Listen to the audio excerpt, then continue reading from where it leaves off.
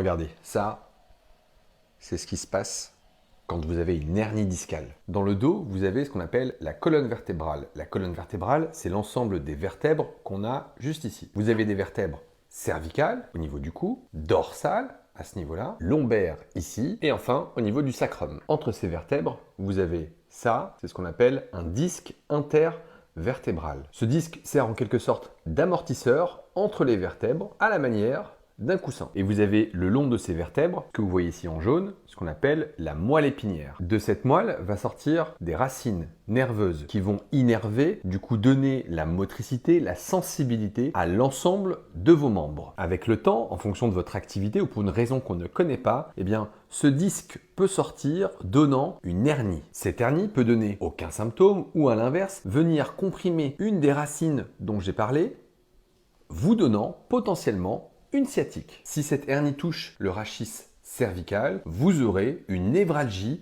cervico-brachiale, avec une douleur le long du cou, de l'épaule et du bras. Si la hernie touche le rachis lombaire, en bas, au niveau de ces vertèbres, vous aurez potentiellement une sciatique, c'est-à-dire une douleur partant d'ici, allant dans la fesse, jusqu'au niveau des jambes. Cette hernie peut être plus ou moins volumineuse et parfois ne donne aucun symptôme. Le traitement repose sur maintenir une activité physique, pratiquer de la kinésithérapie et dans un certain nombre de cas assez rares, il faudra retirer cette hernie.